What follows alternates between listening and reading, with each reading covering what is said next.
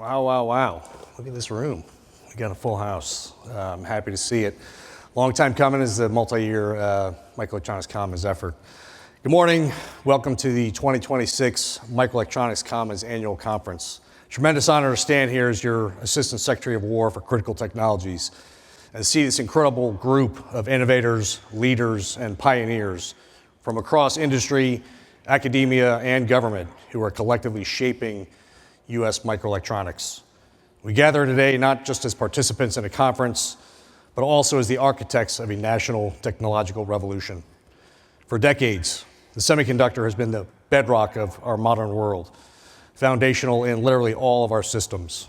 It's the silent engine driving everything from our smartphones to our most advanced defense national security platforms.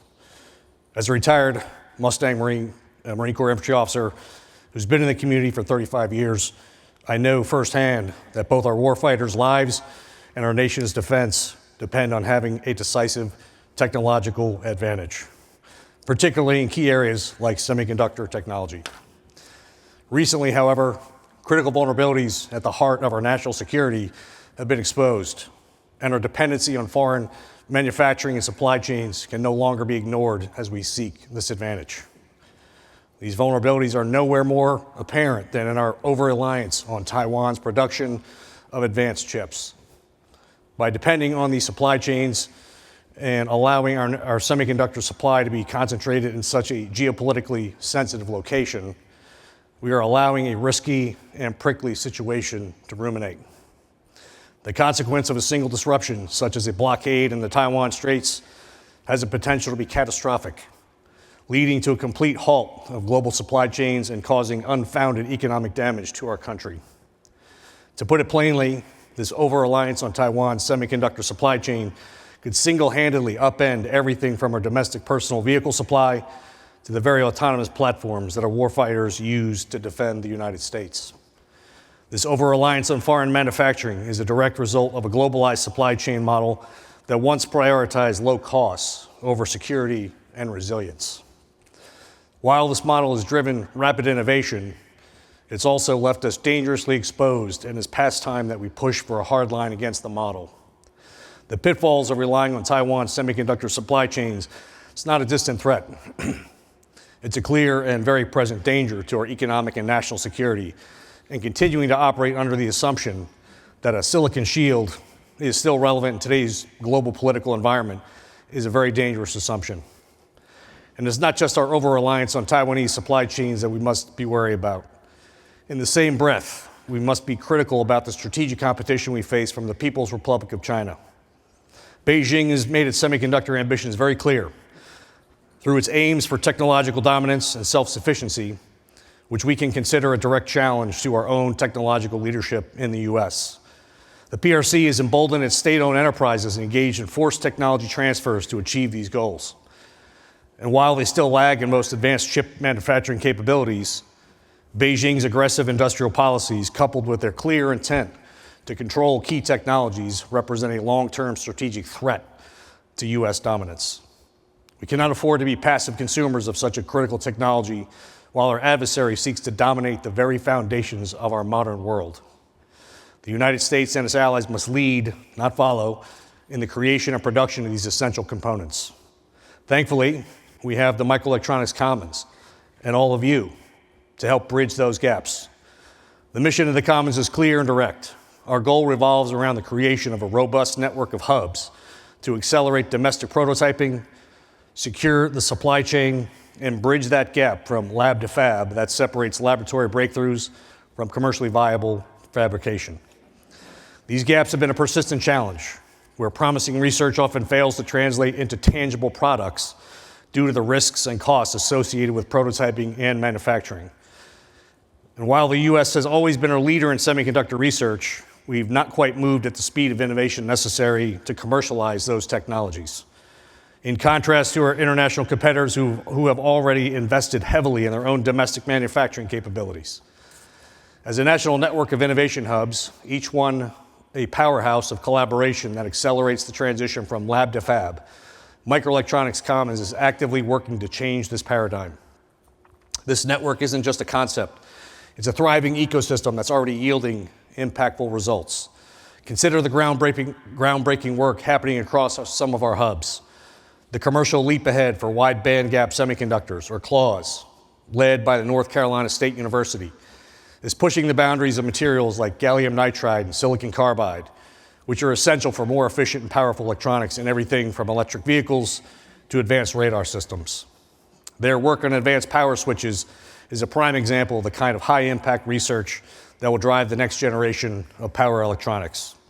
Out west, the Southwest Advanced Packaging Hub, or SWAP, is accelerating lab to fab with its new fan-out wafer-level packaging, where this advanced packaging line is now engaging customers for design and prototyping.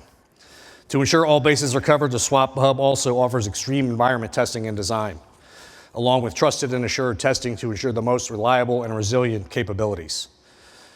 The California Dreams Hub, based out of our University of Southern California, has cut in half the time to develop and fabricate state-of-the-art RF chips and phase arrays for 5G, 6G, and electromagnetic warfare applications.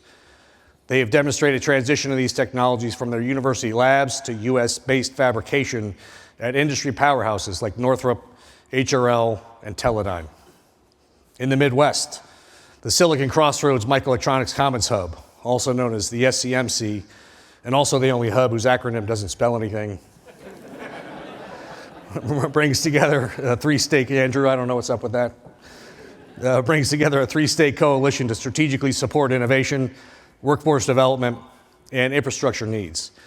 Their R1 network is driving Midwestern and national capabilities through unilateral member access to fabrication, testing, packaging, and other technologies for national defense and industry growth at some of the country's premier universities. However, these advancements in microelectronics technologies are not just about materials and prototypes. It's about people as well. And one of the most significant challenges facing our industry right now is the need for more talent. Rest assured, the Commons is tackling this head on. A core part of this mission is cultivating the next generation of semiconductor experts through initiatives and partnerships with our nation's top universities and subject matter experts. This is evident in the NordTech Hub, where the Commons has a program aimed at supporting veterans who are transitioning into the microelectronics workforce. The Warrior Scholar Project partnered with the Veterans Semiconductor Training and Experience Program, or VETSTEP, at Cornell University to support military to academic transitions and careers in microelectronics.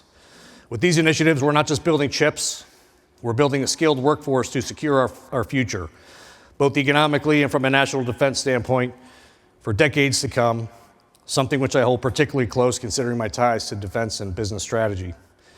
The Office of the Undersecretary of War for Research, Engineering, where my office lives, selected the Naval Surface Warfare Center, Crane, as the microelectronics execution lead for the Commons. Crane's expertise, particularly in managing the SMARTS Other Transaction Authority, has positioned them to oversee the execution of this critical program, addressing the rapid and flexible prototyping needs of the military services, and really setting the standards on the execution of utilization of OTAs throughout the department, doing business at the speed of relevance and scale. As both the contracting and technical execution lead, NSWC Crane ensures the program is effectively managed, coordinating resources and maintaining oversight to meet programmatic goals. As with any national defense mission, this can't be done in the dark. Alongside NSWC Crane, the services provide a critical role in program oversight, assessing technology priorities and providing both the personnel and subject matter expertise necessary to support successful execution of this program. The task before us is monumental, but our purpose is clear. The Microelectronics Commons is far more than a program. It's a movement with direct evidence of the power of collaboration between government, industry, and academia, a synergy that I've come to value deeply throughout my time in the community. The Commons is a declaration that the U.S. will not be a passive consumer of critical technology, but a bold and innovative leader in its creation. The partnerships in this room are a key factor in Commons success, enabling us to leverage the expertise and resources of all members to achieve our shared goals. The work we all do together every day is contributing to a more resilient, secure, and prosperous future here in America.